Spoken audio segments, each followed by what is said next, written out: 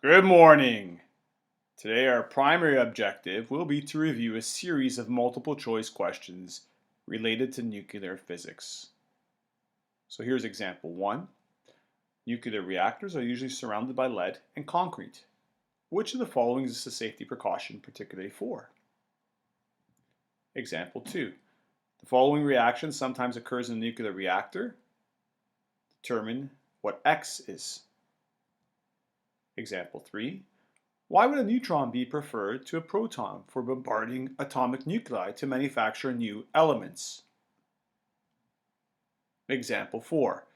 Uranium-238 is radioactive.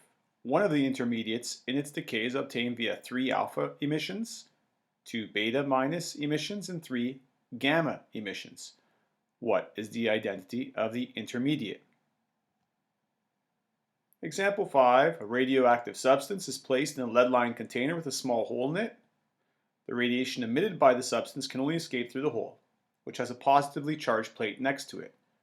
The path of the radiation angled towards the positive plate as it passed next to it. What is the radiation? And example 6. Nitrogen-13 is radioactive and used in positron emission tomography. When nitrogen-13 undergoes beta plus decay, 3 particles are produced. What are 2 of these particles? So today with this video we'll be going through these 6 examples. But first, let's review some basics. Proton has a positive charge, its atomic mass number is 1, and its charge is 1. The neutron has the same mass as the proton approximately. In terms of atomic mass number, it's the same. It's a 1, but it has no charge. The electron, its mass is so tiny that its atomic mass number is considered to be 0. Its charge is -1. Positron, similar to the electron except it has opposite charge. The alpha particle, 4-2. Gamma radiation does not have mass, does not have charge. Beta minus, which is an electron, and beta plus, which is a positron. Example 1. Nuclear reactors are usually surrounded by lead and concrete. Which of the following is a safety precaution particularly for? Is it alpha, beta, or gamma? Please pause the video now. Okay, it's the gamma ray. Recall, alpha particles can be stopped by paper. Beta particles pass through paper, but they can be stopped by aluminum. So it's gamma radiation, clearly, that requires more material to stop it. Moving on to example 2. The following reaction sometimes occurs in a nuclear reactor. A neutron plus uranium-238 becomes uranium-239 plus X. What is X? Is it alpha, beta, gamma, or proton? Please pause the video now. Okay, I hope you tried that question. I'm going to rewrite the equation like this, adding the atomic mass number and the charge. The neutron, of course, is 1, 0, and X we'll call Q and Z. Let's try to solve for Q. We know that 1 plus 238 has to equal 239 plus Q, and Q has an atomic mass number of 0. Now let's solve for Z. We'll use these numbers. 0 plus 92 equals 92 plus Z. Z also has to be equal to 0. And so which particle or which option best is represented by 0, 0? Well, it's got to be the gamma ray. The gamma ray has a charge of 0, and the gamma ray has an atomic mass also of 0. Example 3. Why would a neutron be preferred to a proton for bombarding atomic nuclei to manufacture new elements? Please pause the video now. Okay, let's review this. Well, it's not option A. proton and neutron are approximately the same size. Can't be option B. They're approximately the same mass as well. And really it shouldn't be option D because they both can be obtained from the nucleus. So the answer has to be C. Why is that? Recall that a proton has a positive charge and the nucleus also has an overall positive charge. As the proton approaches the nucleus is going to repel the proton. However, as a neutron approaches the nucleus, there will be no force that repels the neutron because the neutron has a neutral charge. Example 4. Uranium-238 is radioactive. One of the intermediates in its decay is obtained via 3 alpha emissions, 2 beta minus emission, and 3 gamma emissions. What is the identity of the intermediate? Please pause the video now.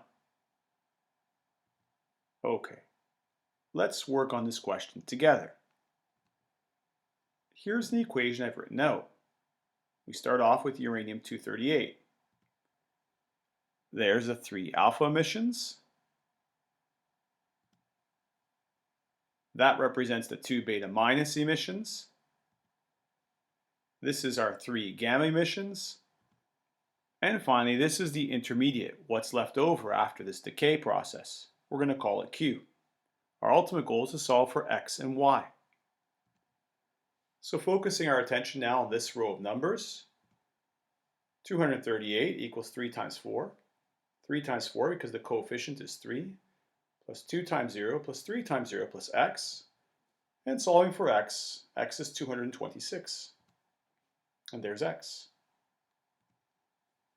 Focusing our attention now on the bottom row, 92 equals 3 times 2. Once again, 3 because the coefficient is 3. 2 times negative 1, coefficient is 2 for beta minus. 3 times 0 and Y. Solving for Y, we have 88. And now let's go back to our options. We're looking for 22688. Well, there it is. It's option D. Example 5. A radioactive substance is placed in a lead-lined container with a small hole in it. The radiation emitted by the substance can only escape through the hole, which had a positively charged plate next to it. The path of the radiation angled towards the positive plate. That's an important aspect of the question. What is the radiation? Please pause the video. Okay, together we'll work on this question. Key word is it's attracted to a positive plate. So, of these 4 options, what can be attracted? Well, it can't be an alpha particle. Recall, an alpha particle is positively charged. It'll be repelled by the plate. Can't be a proton for the same reason. It's positively charged. It won't be attracted. It'll be repelled. And it can't be a gamma ray because remember, a gamma ray or gamma radiation cannot be deflected. It has no charge. So it must be a beta particle, and that particle is the electron. Electron is negative, and that will be attracted to the positive plate.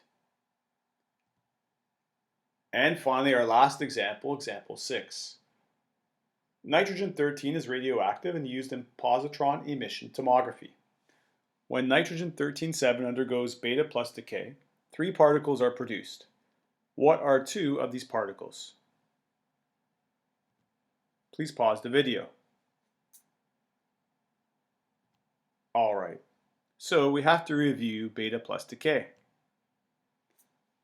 Within the nucleus, a proton will transform into a neutron, emitting from the nucleus a positron, a neutrino, and radiation. So imagine we have this nucleus, nitrogen-13-7. That means it has 7 protons and 6 neutrons. And what happens? Well, a proton transforms into a neutron. So we could see that there. That's now carbon 13.6. Notice the atomic mass number is not changed. Beta decays can never change the atomic mass number.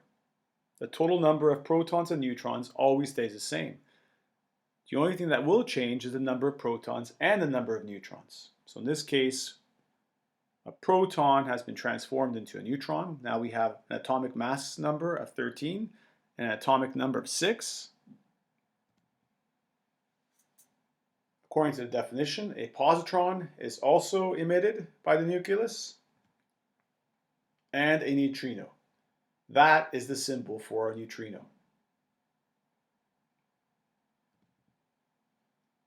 And so there's our option, option B. It cannot possibly be option D because option D represents beta minus decay, not beta plus decay, with the electron being represented there.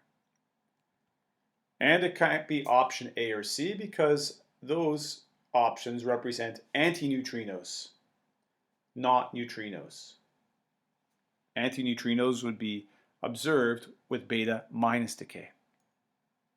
So I hope you've enjoyed today's presentation, the 6 examples that we've gone through. Have a great day. Bye-bye.